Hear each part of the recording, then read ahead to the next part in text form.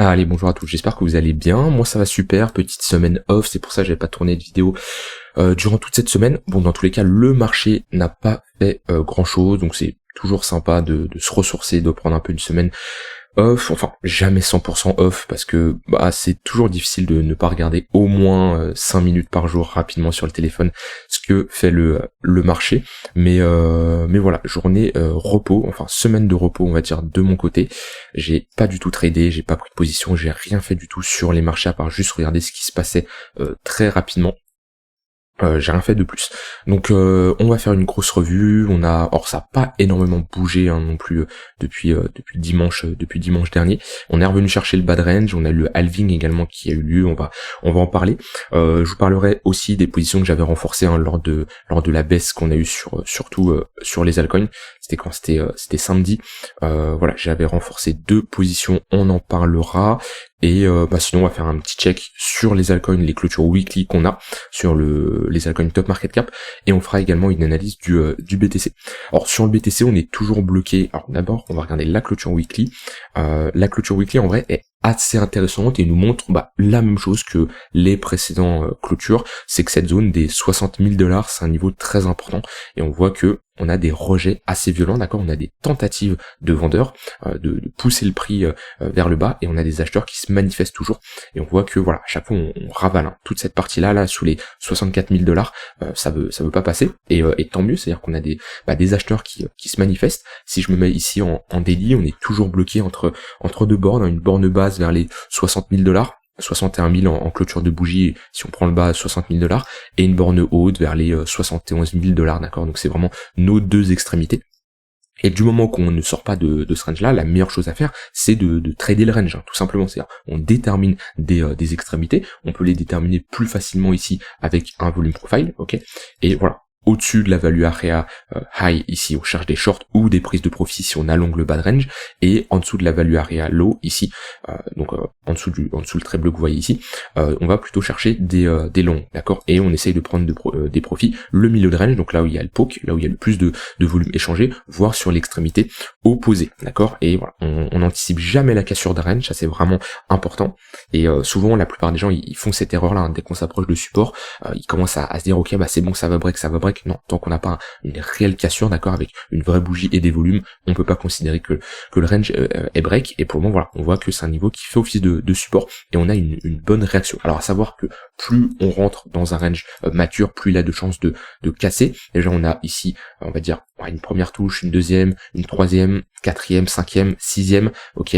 Donc voilà, on voit que c'est un niveau de support qui est beaucoup travaillé, et plus un niveau est touché, plus il s'affaiblit, d'accord, plus on arrive sur un range mature, et plus ce niveau-là a de chances de casser. Pour plusieurs raisons. Déjà, on accumule beaucoup de liquidités. En général, le marché est attiré par cette liquidité. Et puis surtout, les acheteurs qu'on défendu ici, ils sont rentrés en position, et c'est des futurs vendeurs. Et déjà, ils sont rentrés en position, donc potentiellement c'est des acheteurs qui ne vont plus pouvoir défendre le prix parce qu'ils sont déjà rentrés sur le marché. Rappelez-vous, quand vous êtes un acheteur, vous êtes un futur vendeur, et potentiellement c'est des gens qui peuvent se dire ok, le marché ne part pas dans mon sens, je ne veux pas garder une position des semaines voire des mois, je coupe ma position. Donc voilà, plusieurs facteurs qui fait que techniquement, plus un support est touché, plus il a de chances de casser. Maintenant, comme je dis, on n'anticipe jamais la cassure d'un support ou la cassure d'une résistance. Tant qu'on est sur un support, on cherche des achats. Tant qu'on est sur une résistance, on cherche des shorts. Je voulais regarder également la volatilité. Alors, tac. C'est un indicateur de volatilité qui permet de voir si on est dans une phase de faible volatilité. Et en général, comme ici, on a une phase de faible volatilité, on a ce qu'on appelle un flash violet, ok, sur l'indicateur, qui nous indique qu'un gros mouvement se prépare. Alors c'est un indicateur qui ne permet absolument pas d'anticiper si ça va être un mouvement à la hausse ou à la baisse, d'accord, vous en doutez, ça serait magique, mais ça permet de renforcer la qualité de vos trades, parce que vous allez tout simplement pouvoir potentiellement rentrer sur un mouvement à forte volatilité. Alors bien sûr, si vous n'êtes pas dans le bon sens, vous coupez rapidement votre position, mais voilà, ici je vois qu'on n'a pas une faible volatilité, mais en général c'est un indicateur très intéressant qui permet de voir lorsqu'on a une faible volat, ça nous indique attention, un gros mouvement se prépare, que ça soit en weekly sur les unités de temps supérieures. Vous voyez ici, après on a une autre groupe bull run, ici on avait flash, ensuite on a eu une baisse de moins 40%, et sur les unités de temps inférieures également. Hop, ici on a flash, et on a pris un moins 10%. Donc ce qu'il faut comprendre, c'est que c'est un indicateur tout simple qui mesure la volatilité, et on estime que quand le marché est dans une phase à très faible volatilité, qu'on a un flash violet, un gros mouvement se prépare, que ça soit à la hausse ou à la baisse, d'accord? Mais techniquement, si on est sur résistance et qu'on a un flash, il vaut mieux plutôt chercher des shorts, d'accord? Parce que comme je dis, on n'anticipe pas la cassure d'une résistance. Donc actuellement, on n'a pas spécialement de faible volat, en tout cas en daily, on reste quelque chose de neutre, hein, vous voyez. Si on commencerait à avoir une faible volat comme ici, une baisse globale de la volatilité, là, je vous dirais, bon, attention, un gros mouvement se prépare. Pour le moment, c'est absolument pas le cas. Mais dans tous les cas, c'est un indicateur que je regarde assez souvent et qui me permet de potentiellement jouer un gros mouvement qui pourrait arriver sur le marché. Bien sûr, c'est proportionnel à l'unité de temps. Si on a un flash sur du 15 minutes, on peut pas s'attendre à un plus 30%, ce qui est tout à fait logique. On va parler du halving. On a le halving qui a eu lieu. C'est quoi le halving? C'est tout simplement la réduction de la récompense des mineurs qui est divisée par 2. On était sur une récompense de 6,25 BTC par bloc. Donc un bloc est miné en général toutes les 10 minutes en moyenne. Et on a divisé, donc on est ici à 3,125, d'accord? Ce qui réduit la récompense des mineurs, ce qui réduit l'offre également qui est générée, hein, l'inflation sur le BTC. Et on a du coup un coût de production qui va augmenter. Alors si je le trouve, tac. Alors quelques paramètres, on va enlever ça. Alors le coût de l'électricité aux dernières nouvelles. Alors quand je dis aux dernières nouvelles, c'était il y a à peu près un an, c'était 0,035. Si vous avez des informations là-dessus, parce que dans tout ce qui est minage, tout ça, j'avoue, j'ai très peu de connaissances et c'est pas ce qui m'intéresse le plus, mais la moyenne en général est aux alentours des 0,035, donc c'est ce que je vais mettre. Mais ça a sûrement bougé, après ça dépend bien sûr des pays. Ce qu'il faut, c'est bien sûr une moyenne, ce qui nous donnait avant le halving un plancher aux alentours des 20 000 $. Qu'est-ce que ça veut dire? Ça veut dire que on a un coût de production du BTC, le plancher est aux alentours des 20 000 $. C'est-à-dire que si on va chercher ce niveau-là, on a des mineurs qui vendent à perte, d'accord? Parce que faut savoir que miner du BTC, ça a un coût au niveau du matériel informatique et également au niveau de l'électricité, ok? Et le récompense, bien sûr, c'est les BTC qui sont vendus, sauf que si on a des BTC, enfin un prix du BTC qui est faible comparé à ce que ça leur coûte de miner, ils vont vendre à perte, tout simplement. On avait un plancher qui était aux alentours des 20 000 $. Maintenant qu'on a le halving, ce coût de production a dû doubler. Je ne sais pas pourquoi il me l'affiche pas sur l'indicateur. Pourtant, lors du dernier halving, il me l'avait affiché. Peut-être attendre la clôture weekly. Ouais, peut-être ça. Ici, on avait bien doublé. On était passé ici de 4000 à 8000, donc on avait bien doublé. Et ici, on n'a pas doublé pour le moment. Mais dans tous les cas, c'est une latence de l'indicateur, mais techniquement ici on était vers les 20 000, donc on a un coût de production plancher aux alentours des 40 000 $. D'accord? Ça veut dire que si on retourne sous les 40 000 $, on aurait des mineurs qui vendraient à perte. Alors c'est pas dramatique non plus, hein, parce qu'on a eu ce genre de phase où on avait des mineurs qui vendaient à perte. Maintenant ça peut réduire le nombre de mineurs qui vont sécuriser la blockchain, mais voilà, c'est pas parce que on est sous le coût de production que ça y est, tout va s'écrouler, tous les mineurs vont se barrer. Non, parce que des mineurs peuvent rester pendant quelques semaines, quelques mois en dessous du coût de production. En tout cas, c'est quelque chose qui est assez bullish, parce qu'en général, sur le long terme, on évolue toujours au-dessus de ce coût de production. Est-ce que je peux avoir une charte un peu plus ancienne? Voilà. Tac. Sur le long terme, on a un coût de production qui augmente, et voilà, on a des phases où on a déjà évolué en dessous, mais le coût de production augmente avec le temps, ce qui est tout à fait logique, et le prix techniquement augmente également au-dessus de ce niveau-là, parce que on a tout simplement, en fait, dites-vous que si on va chercher ce coût de production, on va pas avoir des mineurs qui vont vendre à perte leur BTC, donc automatiquement on aura une offre qui se réduira automatiquement, vu que un BTC, un prix du BTC qui est à 100 000, 120 000, 150 000 $, on a des mineurs qui vont automatiquement vendre leur BTC pour prendre des profits. Maintenant, si on leur propose un BTC à perte, ils vont clairement le conserver, et c'est pour ça qu'on passe en général très peu de temps en dessous de ce coût de production.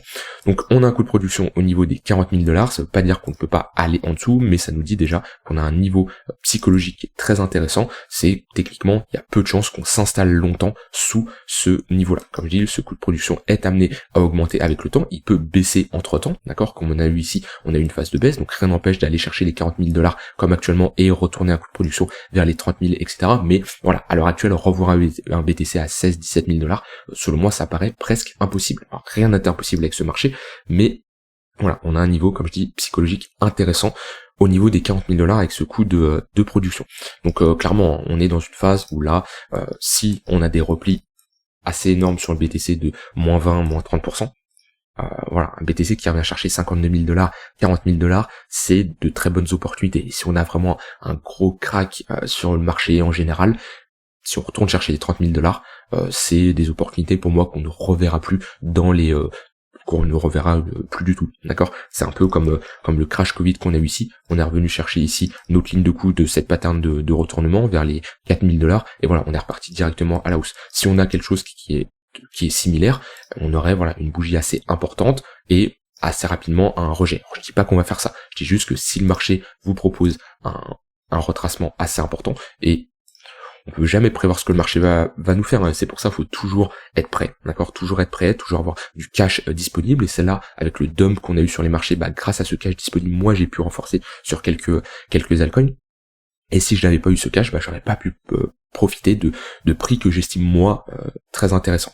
Donc ouais, si on retourne chercher déjà les 52 000 $, ce qui est la prochaine target, hein, enfin c'est la prochaine target si on break les 60 000 $ ici, si on a une clôture et une acceptation sous ce niveau-là, faut vraiment accepter. Ça c'est pas des acceptations, déjà faut vraiment une clôture assez nette et avoir une confirmation qu'on reste en dessous de ce niveau-là et qu'on ne réintègre pas, d'accord, parce que si on break, on réintègre, c'est clairement un piège et on peut s'attaquer à la borne haute. Maintenant, si on a vraiment une clôture sous les 60 000 $, techniquement le prochain niveau c'est les 52 000 $. Rien d'autre à dire sur le BTC, sur du plus court terme, on peut regarder ça. Hop, je vais mettre des tunnels.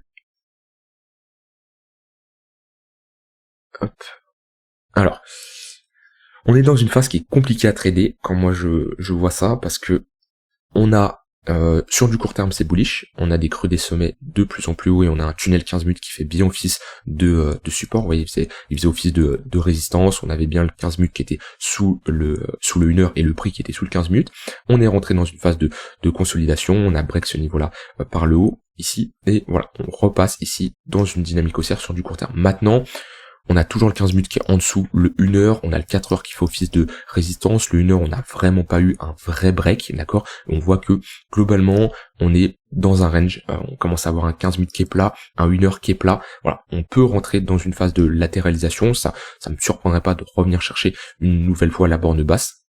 Maintenant, ici, il n'y aurait pas trop d'opportunités, selon moi, à moins de faire de l'intraday, chercher des longues dans le tunnel 15 minutes. J'aime pas ce genre de configuration où j'ai un 15 minutes qui est bullish, mais de l'autre côté j'ai un 4 heures qui est bearish, qui est en dessous, et un 1 heure qui est assez plat, qui fait pas grand chose. On voit qu'on a une indécision au niveau du marché, et vaut mieux chercher des setups à forte probabilité, et quand j'ai ce genre de configuration, c'est beaucoup plus compliqué de se positionner. Je préfère clairement avoir une configuration où voilà, ici j'ai un 4 heures, j'ai un 1 heure qui est au-dessus du 4 heures, un 15 minutes qui est au-dessus du 1 heure, et là pour trader le momentum, pour trader la tendance, là c'est juste parfait. Quand je commence à rentrer dans des phases de consolidation où on commence à avoir un 15 minutes qui crosse le 1 heure à la baisse, un 1 heure ici qui crosse à la baisse le 4 heures, on voit que on est dans un range, hein, tout simplement. On est dans un range, et c'est là où quand on rentre dans un range, les moyennes mobiles commencent à ne plus servir, hein, parce que le but d'une moyenne mobile c'est d'avoir un point de repère dans une tendance. Et ici je n'ai plus de point de repère.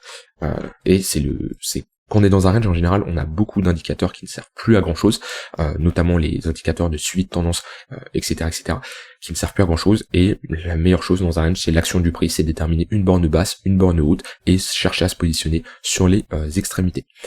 Voilà, sur le BTC, j'ai rien d'autre à dire de plus. On peut check rapidement l'order flow. Ce qui est vraiment intéressant, c'est qu'on a retrouvé des fundings négatifs. C'est très rare sur le BTC, en général qu'on a des fundings négatifs, et souvent quand on a un funding négatif, c'est qu'on pose un bottom.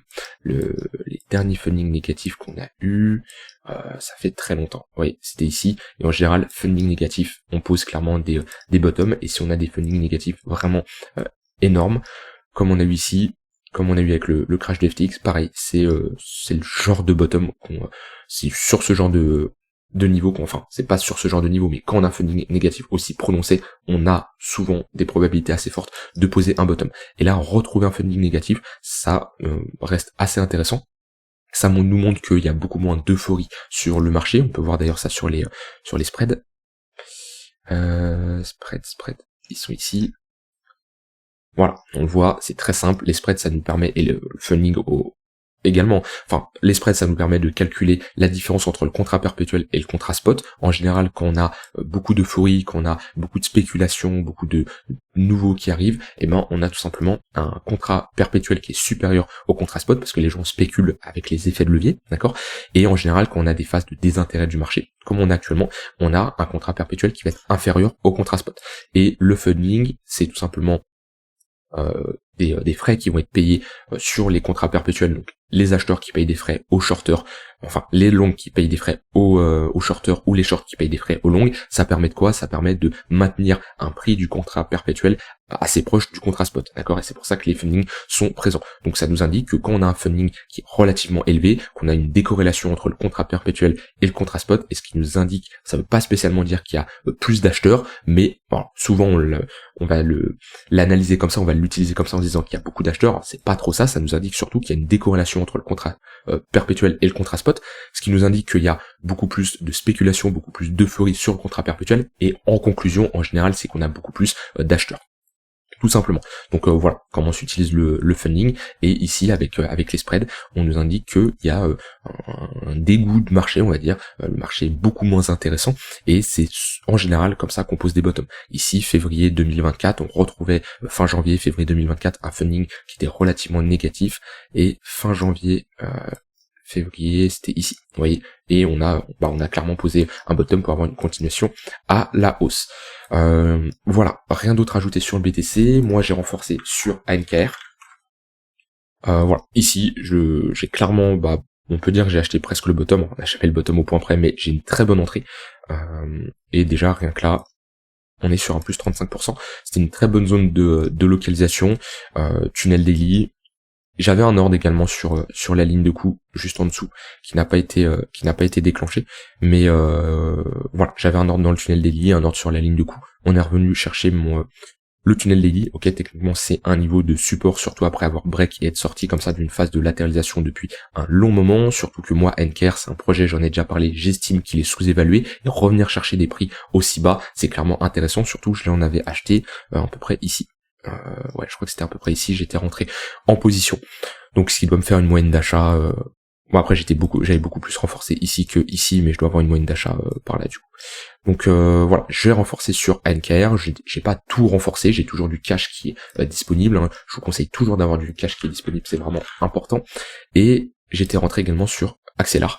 Première fois que je rentre, c'est pas un renfort. Pour moi, Axelar, on est dans une bonne zone de localisation. On est revenu chercher notre zone de rechargement. On a fait un pullback pile sur la ligne de coup ici, plutôt une pattern en 3 jours de continuation, et voilà, je suis rentré en une fois sur Axelar. J'ai toujours des positions intéressante. Si on revient chercher les 0,786 de Fibo, ici j'ai une alerte juste au-dessus pour m'avertir. Je ne suis pas rentré en full, d'accord, j'ai toujours des ordres qui sont dispo, parce que je ne me positionne pas, je me positionne jamais d'un coup comme ça en all-in sur une crypto. Je garde toujours du cash disponible, mais voilà, c'est suite à ce gros dump qu'on a eu quand même sur le marché, on a quand même fait un moins 60% en plusieurs semaines. Pour moi, c'est des opportunités de se positionner sur les altcoins. N'attendez pas de revenir chercher non plus des niveaux, voilà, de revenir chercher par exemple si je prends Matic, de revenir chercher des 30 centimes de dollars. Pour moi, c'est des niveaux, il y a peu de chances qu'on les revoie. Maintenant, on n'est jamais à l'abri d'une seconde baisse, et c'est pour ça que j'ai toujours du cash disponible, parce que je ne prédis pas le marché, je ne sais pas ce que le marché va faire, d'accord, et notre but c'est pas de prédire ce que va faire le marché, notre but c'est de réagir en fonction de ce que le marché nous donne en temps réel à l'instant T. Je ne vois pas le futur, mais je vois ce que le marché me donne à l'instant T, et ce que je vois c'est que sur pas mal d'altcoins, on est sur des niveaux de support long terme. Bon, BNB, on est sur une résistance, vu qu'on est sur notre haut de range. Il faut voir ça comme un haut de range, c'est pas la zone idéale. La meilleure zone, c'était clairement le bas de range. XRP, bon, XRP, il n'y a pas énormément de momentum dessus, on pose des bottoms, on break, on réintègre, c'est pas la charte la plus jolie. Maintenant, on voit qu'on a une sorte de trendline ici à la hausse, mais moi, de toute façon, c'est pas une charte que j'apprécie de base, XRP. Maintenant, on a quand même fait un pullback sur notre ligne de coup de ce niveau-là, qui était clairement une zone d'achat en confluence d'ailleurs avec une trendline. Maintenant, voilà, c'est pas le genre de crypto que j'achèterais. Solana, on est venu chercher le précédent sommet. Après, dites-vous, hein, sur des cryptos comme ça aussi fortes, quand je dis crypto aussi fortes, c'est des cryptos qui ont bien performé. Je parle de Solana, je parle de INJ, je parle de RNDR, je parle de FET. des replis de moins 45%, si on estime qu'on est dans un bull market, c'est des opportunités à saisir, d'accord? On retrouvera pas un Solana à 20$, c'est pas possible, d'accord? Ça c'est vraiment important.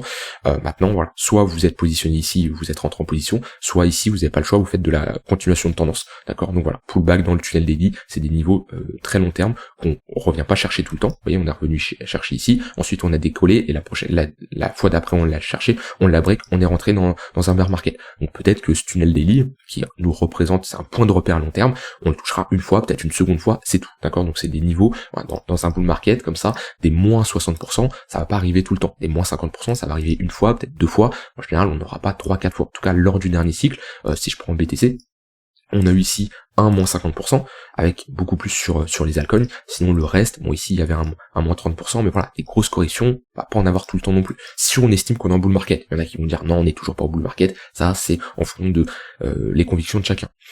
Sur ADA, on est clairement sur un gros niveau de support. Sur AVAX, on est également sur un niveau de support. Dogecoin, techniquement, on peut voir ça comme notre ligne de coup qui est ici. Ouais, on est sur un pullback, comme on se dit, sur un assez gros niveau, et si on doit retracer, ici on a une zone intéressante, vers les 10 centimes de dollars.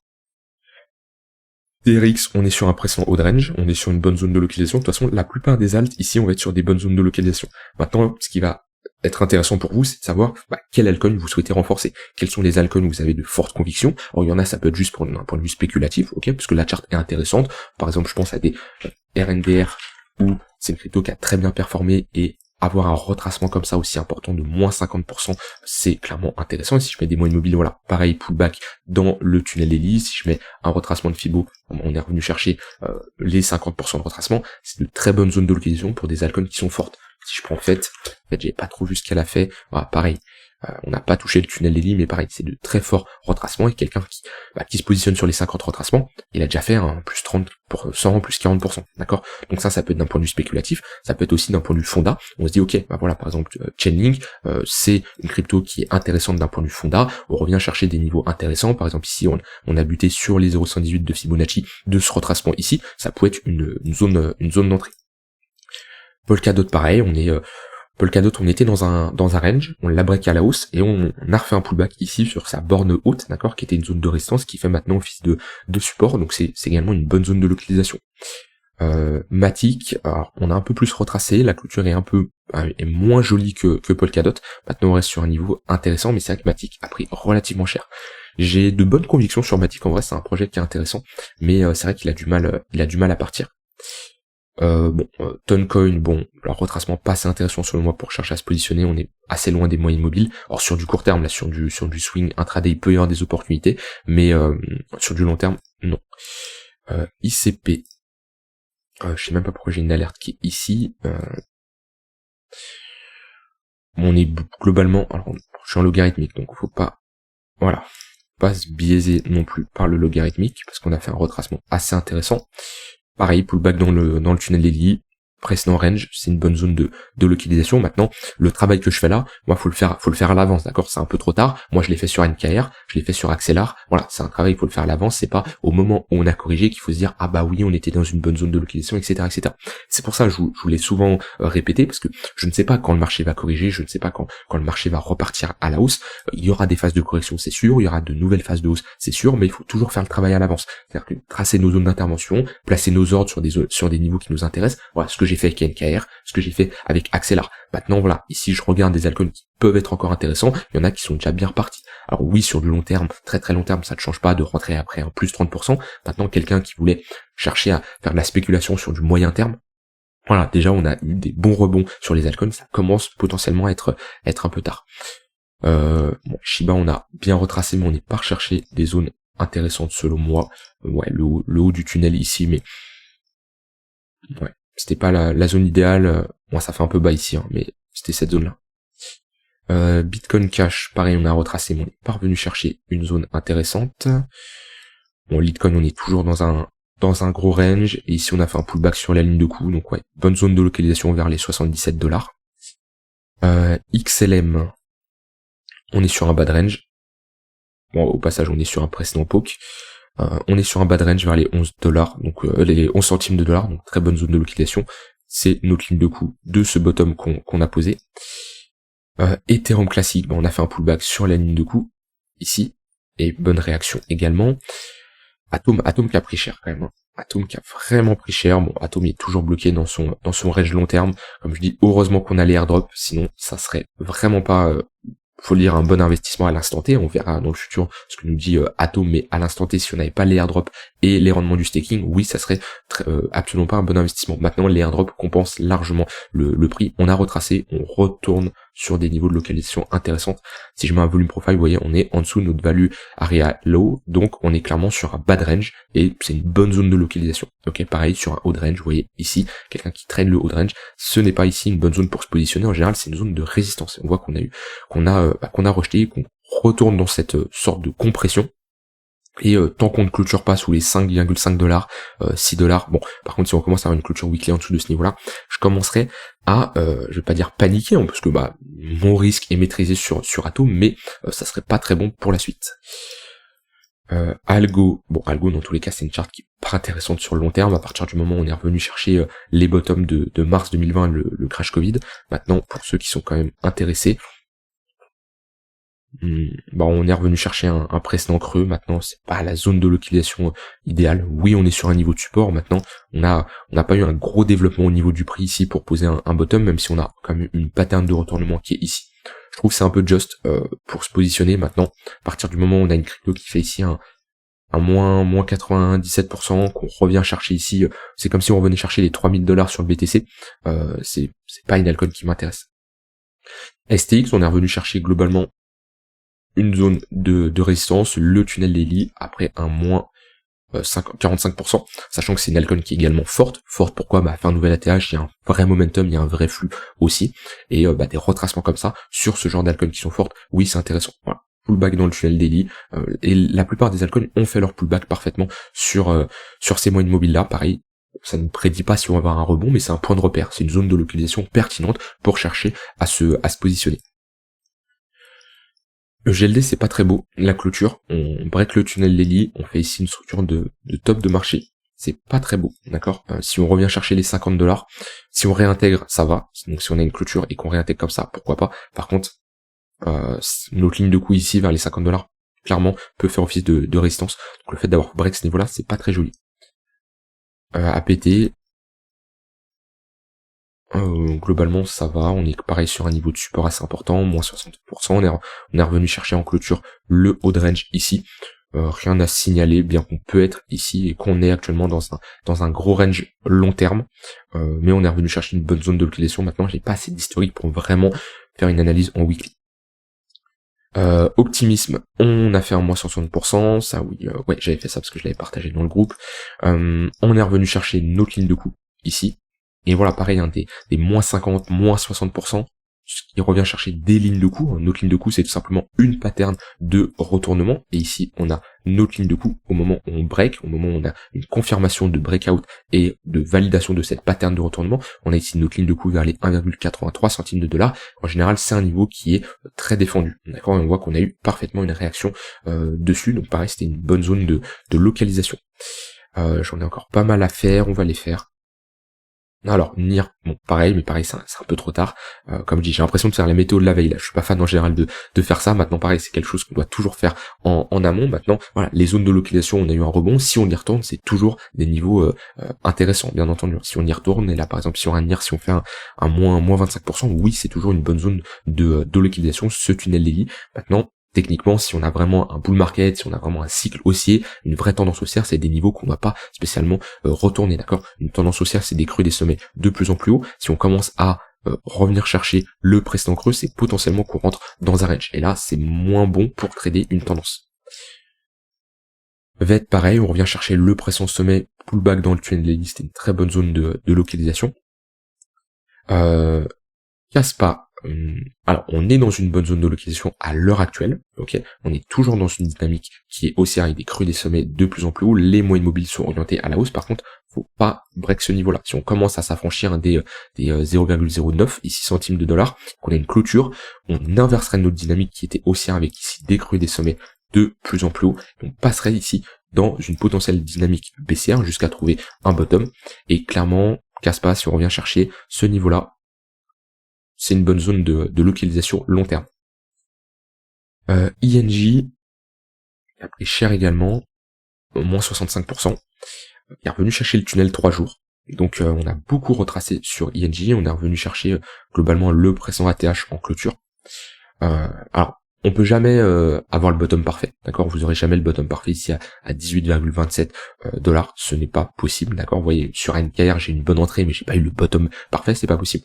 Votre but, c'est de tracer des niveaux d'intervention, donc ça peut être le tunnel daily, ça peut être le tunnel 3 jours, ça peut être un précédent ATH, ça peut être ce niveau ici de réaccumulation qu'on a eu dans cette dynamique haussière. Et soit vous avez confiance au projet, vous essayez de vous positionner sur ces gros niveaux long terme, soit vous essayez d'avoir une pattern de retournement sur du plus court terme. Mais globalement, c'est de faire le travail en amont, d'accord, faire le travail avant, bien sûr, qu'on a un dump, parce que si vous faites pas ce travail-là, et en fait, rappelez-vous comment vous avez réagi lorsqu'on a eu ce crash de marché. Quand on a eu cette baisse, comment vous avez réagi si vous étiez devant les écrans? Est-ce que vous étiez paralysé? Est-ce que vous avez pu rentrer en position? Qu'est-ce que vous avez fait? Souvent, si vous n'avez pas fait le travail en amont, si vous n'avez pas tracé vos zones, vous avez rien fait parce que soit vous n'êtes pas rentré au bon endroit, soit vous êtes fait liquider parce que vous avez utilisé des effets de levier, alors qu'utiliser des effets de levier après à moins 50%, c'est une énorme connerie. Voilà. Et souvent, si on fait le travail en amont, on a clairement de meilleurs résultats parce que, c'est pas les émotions qui rentrent en jeu. ARB, c'est pareil, Arbitrum, on est revenu chercher une très bonne zone de localisation, notre ligne de coup de notre pattern de retournement, et vous voyez ces patterns de retournement, en général quand on vient faire des pullbacks, c'est des très bonnes zones de localisation, et voilà, après à moins 60%, très bonne zone également. SEI, j'ai pas assez d'historique pour vraiment faire une analyse, on est revenu chercher nos 0,118, on a une bonne réaction. Je pense pas que j'ai un tunnel daily, si on est dans le tunnel daily, mais un peu just ici pour voir des moyens mobiles. Mais voilà, zone de rechargement long terme, ça reste une bonne zone de localisation, mais pas assez d'historique.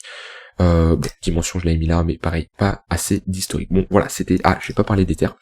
Bon, Ether, un peu plus faible que le BTC, on en a déjà parlé, surtout qu'il a break ici à un niveau assez important. Si on réintègre les 3250 $, on aura de grandes chances de revenir chercher les 3600. On a vraiment trois niveaux ici, 3650, 3250 et 2900, 3000 $, qui sont des niveaux assez intéressants. J'ai une alerte sur Ether au cas où on va plus bas. Si on va plus bas, j'ai deux niveaux que je surveille, les 2400 $, entre les 2400 et 2500. Et les 2100 $. Pour moi, c'est des niveaux où je me repositionnerai sur Ether. Ça fait très longtemps que je me suis pas positionné sur Ether, parce que j'en ai accumulé pendant toute cette phase de latéralisation, à plusieurs niveaux, surtout vers les 1200, 1300 $. Si on revient, je re-rentrerai sur Ether, parce que selon moi, c'est un très bon projet, qui, pour le moment, n'a pas vraiment montré sa force, mais ça ne serait tardé, selon moi. Voilà, rien d'autre à ajouter de plus. Comme je vous l'ai dit, sur le BTC, on est toujours dans cette phase de latéralisation.